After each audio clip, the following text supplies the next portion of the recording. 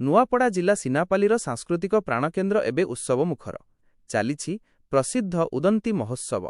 द्वितीय संध्यारे लोककला और आधुनिकतार एमिति एक संगम देखिबाकू मिलिथिला, जेउथिरे झुमी उठिथिला सारा मंच आउ मनमुग्ध होइथिले हजार हजार दर्शक।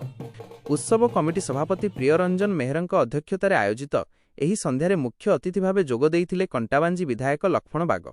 से निज अभिभाषण में कहिथिले जे आमर एही लोकसंस्कृति ही आमर परिचय आउ एपरी महोत्सव एहाकू बंचाई रखिबारे श्रेष्ठ माध्यम।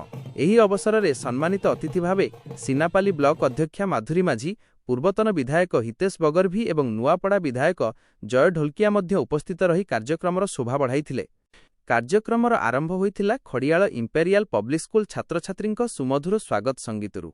खाली नाच गीत नुहे, शिक्षा और साहित्य को गुरुत्व दे आयोजित होइथिला चित्रांकन, गीत प्रतियोगिता एवं वयस्कंक पई एक नियारा आध्यात्मिक प्रश्नमंच। कृति प्रतियोगी को पुरस्कृत करा जाई सेमानंक उत्साह बढ़ा जाइथिला। किंतु असल जमक देखिबाकू मिलिथिला सांस्कृतिक कार्यक्रम रे। मुनिगुडार गाँ कलारसुनी दलंक ढेमसा नृत्य रे दर्शक विभोर होइथिबा बेले तुषारार कृष्णप्रिया कला परिषदंक घुड़का नृत्य परिवेश को कंपाई देइथिला। बलांगीरर गंडाबाजार ताले ताले झुमिथिले सिनापालीवासी। एहासह खड़ियालर सुनादेई यात्रा और भवानीपाटणा नटराज अनुष्ठानर लोकनृत्य संध्या को आहुरी मनोरंजक करिथिला। संध्यार ग्लामर क्वसेंट बढ़ाइबाकू मंच को ओह्लाइथिले ओलीउडर लोकप्रिय अभिनेत्री प्रियंका साहू एवं अंकिता दास। सेमानंकर जबरदस्त डांस परफॉर्मेंस देखि दर्शक खूब करताली देइथिले। राति जेतिकी बढ़ुथिला उदंती महोत्सवर माहौल सेतिकी रंगीन हेउथिला।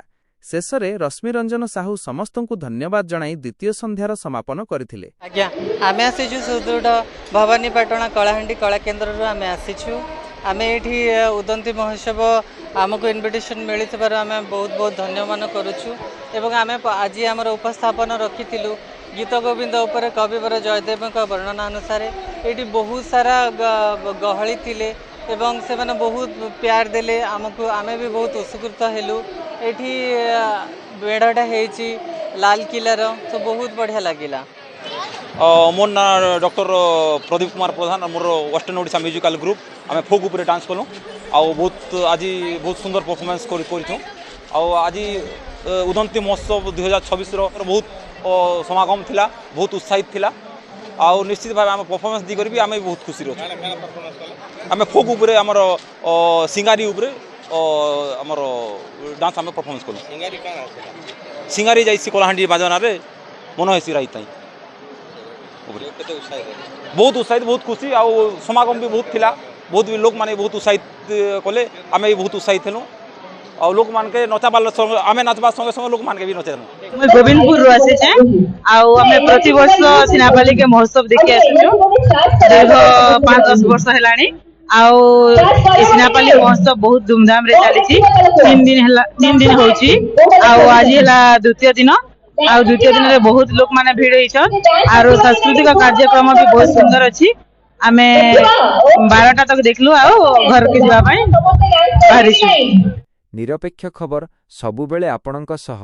ब्यूरो रिपोर्ट सागर खबर। नमस्कार, आपण देखुछंती सागर खबर। सत्य एवं सठिक सूचना पई आम चैनल को लाइक और सब्सक्राइब करंतु एवं एही वीडियो को शेयर करी समस्तंक पाखरे पहुंचांतु। धन्यवाद।